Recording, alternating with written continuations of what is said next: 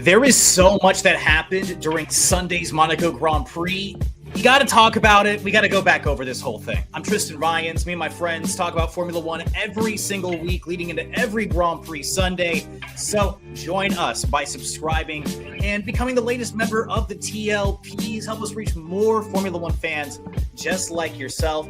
Today, I am once again joined by the one and only Ryan, the Breadman Fruick, to discuss, honestly, all of the mayhem that we saw out of Monaco. It was a nightmare in some places. It was incredible in some places, and a majority of it happened off track. Yeah, depends which driver you ask.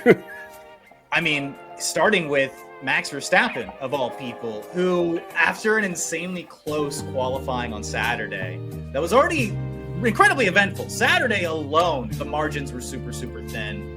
Max was able to qualify front row, I think for the first time this season, by just 400ths away from Kimi Antonelli, who put in an insane lap of his own. And then off the line, apparently his super strong Red Bull engine.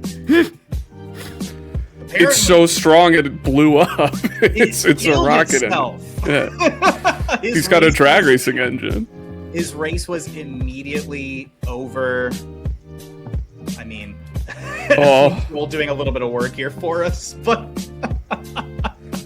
an insanely tough day for Max Verstappen. Go ahead, Ryan. It was cool to see their safety system. We talked about it way back when, several episodes ago, but they implemented that whole, like, if you fail to start, it kicks you into a battery, I forget what it is, like 50 kph safety system, which I think is what actually gets him rolling over to the left before he even realizes he's dead, because you see him sort of think he's going, and then there's like a minute or like a moment where he's like, oh, I'm piloting a dead car, and then he starts to drift over to the left, and then somehow he hobbled home, which was really impressive to me.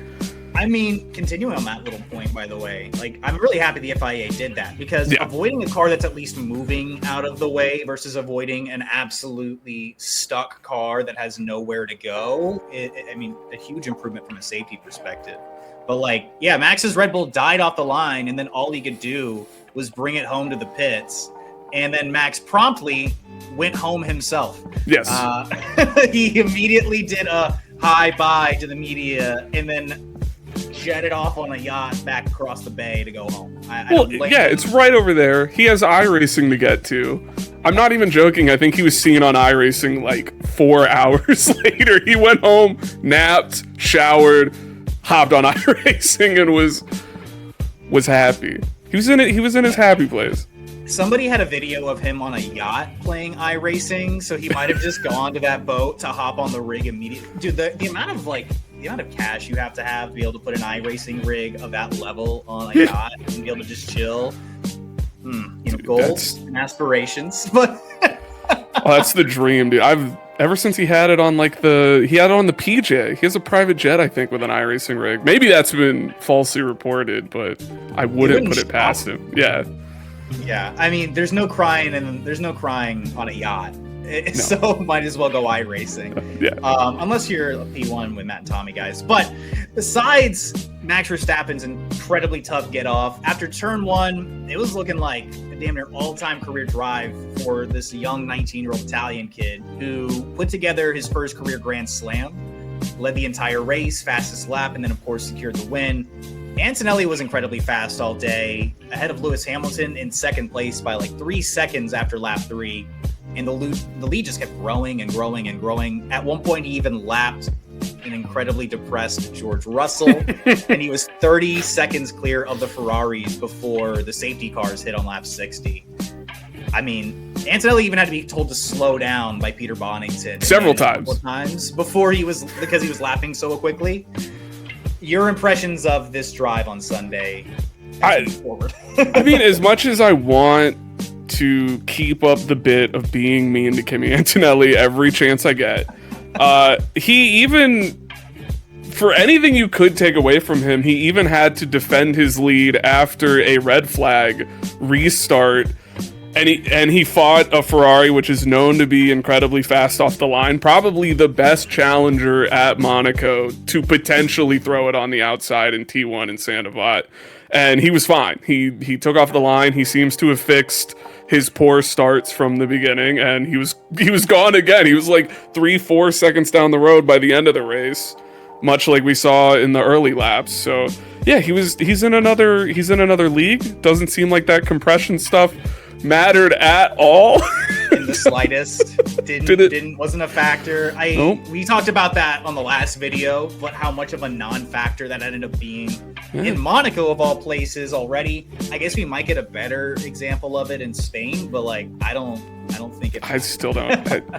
I mean, we can briefly touch on it. It seems like Mercedes are going to get to improve their engine. Yes. Everyone but Red Bull is going to get to improve their engine. So the car that's already gapping the field by like 30 seconds is going to get better. Awesome. Yep. Meanwhile, the car that didn't get off the line is the best car.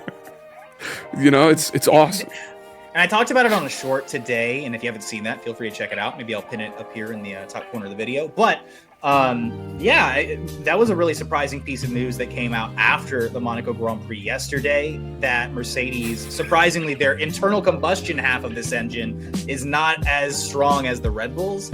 Much so, Ferrari's is even worse. Honda's and Audi's even worse as well. So like everybody, again, Red Bull, of all the people who have had the most struggles, maybe besides McLaren, who've had the most struggles with these regulations kind of being left out in the dust, but continuing with what actually happened relatively on track, off track, you get a penalty. Like the meme here. You get a penalty. You get a penalty. Everybody got penalties. You watching, you got a penalty. Wait, what's that? What's that under my chair? Oh my God, it's a 5-second penalty. I was speeding in the pit lane. The magic of the FIA. Dude, starting from lap 34, because I had to go back and find out when exactly the first one was issued. Lewis Hamilton was the first driver to get a penalty. Started on lap 34, a 5-second speeding in the pit lane. Lap 38, George Russell, a few laps earlier with his stop, also hit with the same infraction. But don't forget about it. We're gonna touch on that a little bit more later. Rico Colapinto got one. Pierre Gasly got one of two, by the way, which again we will also touch on later. Oscar Piastri was hit with a speeding in the pit lane as well. And then Lance Stroll's yellow flag sent nearly everyone in to serve their penalties. You know, I told you not to forget about the George Russell thing. Mercedes miscommunicated with George Russell to just continue to follow the safety car. He came in because he saw the tires and they didn't serve the penalty properly. He had a drive-through penalty as a result of that afterwards. And, you know, that decision came in the middle of Charles Leclerc's incident, which we're going to get to as well. There was so much that happened. Just follow along, guys. And he went from a possible podium or P4 damage control to completely out of the points. Lap 70, Pierre Gasly, his second 5-second. This turned into a 10-second penalty. Penalized for speeding in the pit lane for a second time. This incident actually was recorded here. I'll back it up a little bit. Apparently, this moment right there, that little bit of action, cutting the corner on the pit lane entry, apparently was what triggered a bunch of these drivers to get these penalties. And on one hand, I feel incredibly bad for Pierre Gasly, and I think everybody in their heart probably does too. Seeing an Alpine in Monaco. Okay, I don't want to cut you off, but I need to fight for a podium. Go ahead. Because they all cut the entry, and that part is actually calculated into the timing. It was at the end there. You see him. He cuts the Cadillac box at the end of the pit lane, and that seems to be where it throws everybody off, because every single car was cutting that little white line triangle at the beginning, and most of them didn't get the penalty. It's only the cars that they went back and noticed decided to cut the caddy box seem to have thrown it off by the .06. Okay, that makes more sense then. Yeah. Okay, my apologies. I was wrong. So you can cut at the entrance. It was the exit that was like the huge nail in the coffin. Fractional 0.1 kilometer per hour that caught out every single one of those drivers that I mentioned to you just now, by the way. And the hard part of this is, according to the reporting from a bunch of insiders, I think the race is where I saw this, the FIA prior to the weekend informed the teams that this is how they were going to be measuring. They needed to make sure they were staying a little bit wide on the pit exits, the pit entries, just basically following the actual guiding line as they're supposed to do. And yeah, like you mentioned, cutting that little bit of fractional Cadillac pit box exceeded this technology and lost Pierre Gasly a podium. Yeah, what was Pierre's was like 0.01 kilometer an hour and 0.04 kilometer an hour over the two times he did it. 0.1 and then 0.4. Yeah. Correct. That's crazy. And what's interesting about the video you just showed is I think in that video you could see Colapinto's the guy in front of him who also cuts the pit box at the end and then immediately gets a 5-second penalty and like the same round of penalties at the end there for also exceeding the pit speed limit, which here I can pull it back up. Yeah, I think he's following Colapinto through the pit lane, which is just, it's heartbreaking because that could have been Gasly podium. He was having a wonderful drive. There.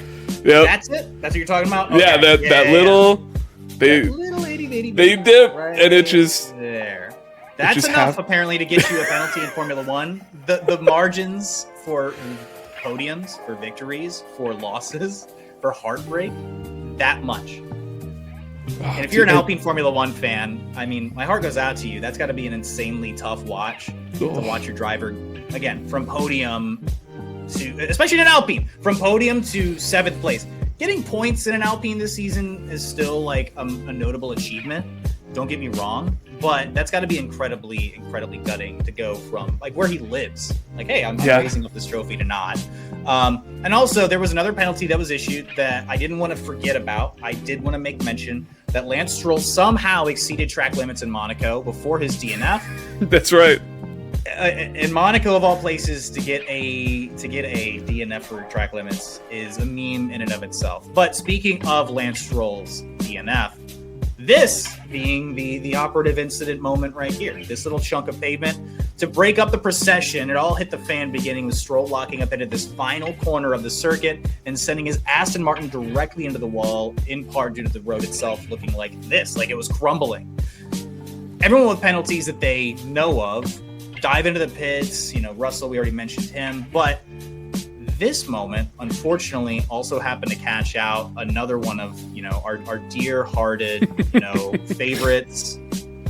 Just a real tragedy for the curse is back. The curse is back, baby. The Monaco curse is back. The emotion here from Charles Leclerc, like, I get it. I would be mad if I was him too. I'd be incredibly frustrated if I was him. You, as the resident Charles Leclerc stan, I want all the emotions. How are you feeling? I mean, it was rough. We talked about it a little bit before jumping into this video, but Charles had a lot to say afterwards in interviews, and he seemed to be talking about just not feeling confident on the Ferrari brakes to begin with. So I don't know how much we can blame the road breaking up for throwing him into the wall. I still believe maybe a little bit might have just been Charles having a Charles moment and throwing it into the wall. I don't know what I feel, but it was devastating. So weird to watch it too, because the car basically just power slides immediately into the wall. Like, he has the wheel turn and it just keeps going. That's one of those moments where, again, I've never driven one of these cars. I couldn't imagine what it's like to just lock a single tire like that and continue to slide. But it's gutting.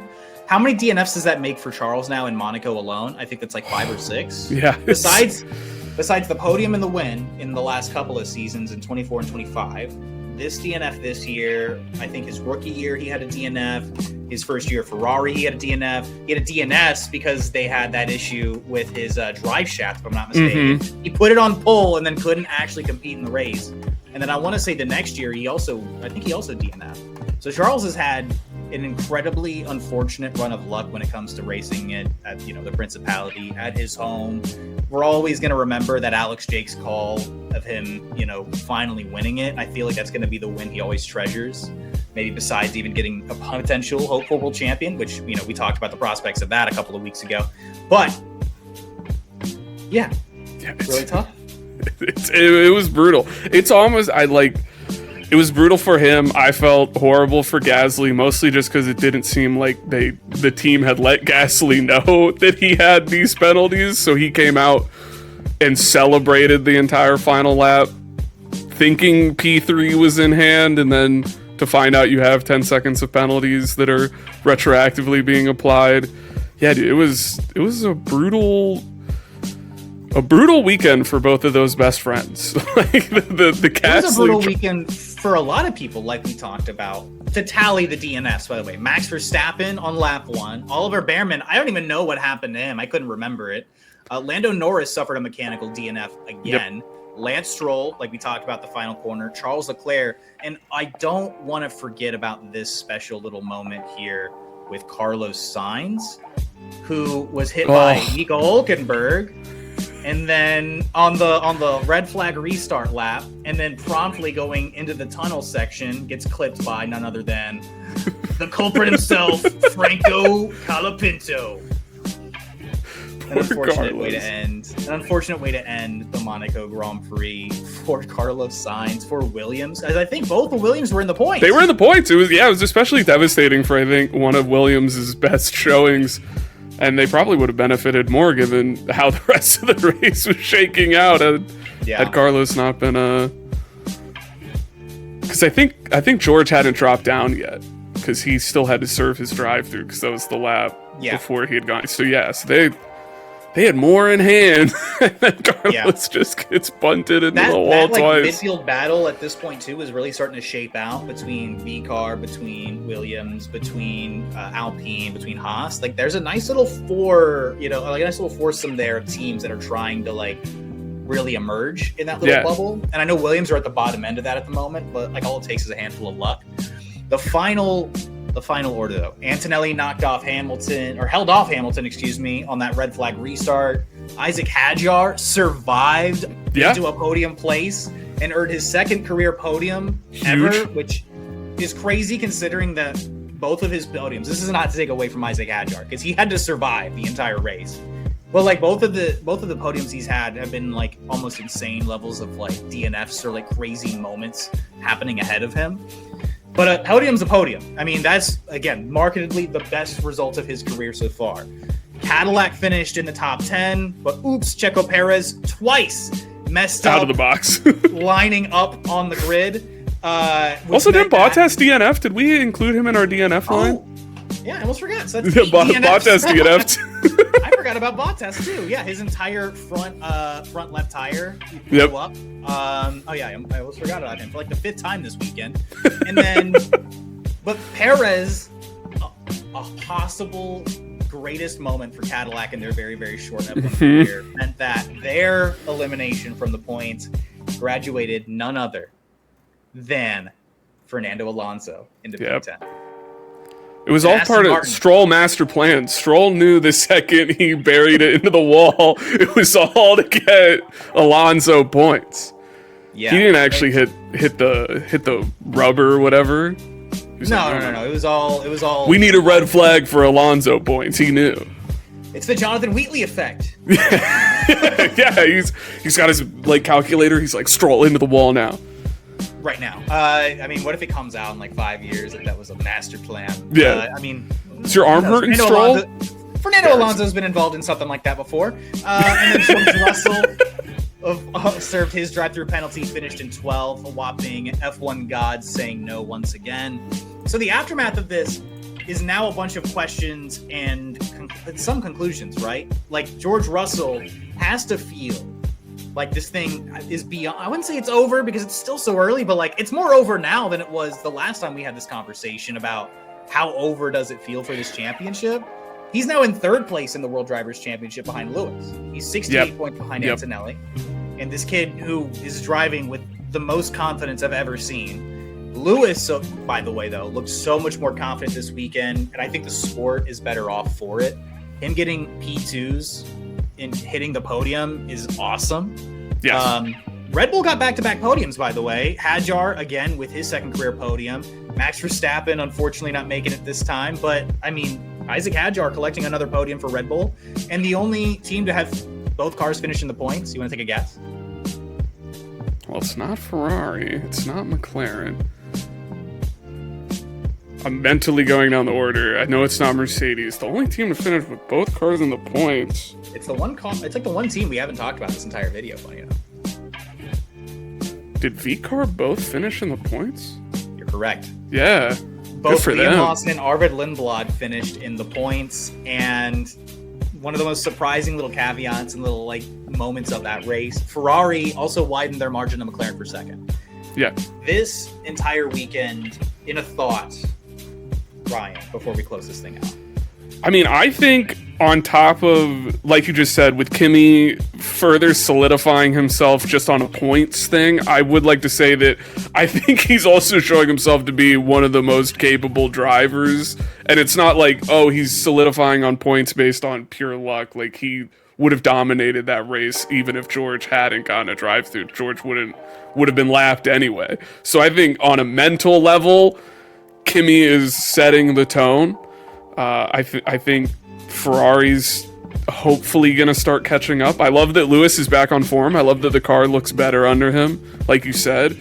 I am really curious what it means that Red Bull has the strongest engine. I hope we start to see that matter more, because Max has been fighting up front, and maybe he can, start influencing Kimi a little bit more into the clutches of Lewis Hamilton, and I can have a good season. But no, right now it looks like Kimi's lights out. That's moral of the story is Kimi does it again. The child is uncatchable. He weighs so little. And of the two Kims that were in there in Monaco this weekend, he's the least annoying. So I'll take Kimi Antonelli over Kim K stealing the towel. I'll take him all day. That's right. You can't say that she didn't leave her mark. God. And that's another caveat on this entire weekend too. Like we had a bunch of celebrity appearances, but like Kim Kardashian, of course, taking her. I don't know. It was a wild 2 red flags in one weekend. One on the track and then one taking a towel. It was incredible, man. All right. I want to know what the TLPs think. What'd you guys think of the Monaco Grand Prix? Did you like it? Did you love it? Did you just shrug your shoulders? I want to know. If you enjoyed this video, please like it, subscribe to support the channel. Be sure to check out more of the content. We're chasing the magical 1,000 subscribers, so join the rest of the TLPs. Share the video with your friends and fellow F1 fans. Ryan and I are going to be returning to live react alongside the Barcelona Catalunya Grand Prix, since now the Spanish Grand Prix is now technically the Madrid. That's going to be happening later this season. The live stream this Sunday, though, don't miss it. As long as my power works, you will have a live stream this Sunday with plenty of content coming in between. We might even have a Williams video later this week. Who knows? Until next time, that is Ryan Fruick. I am Tristan Ryans. Be safe, be well, and let's go racing.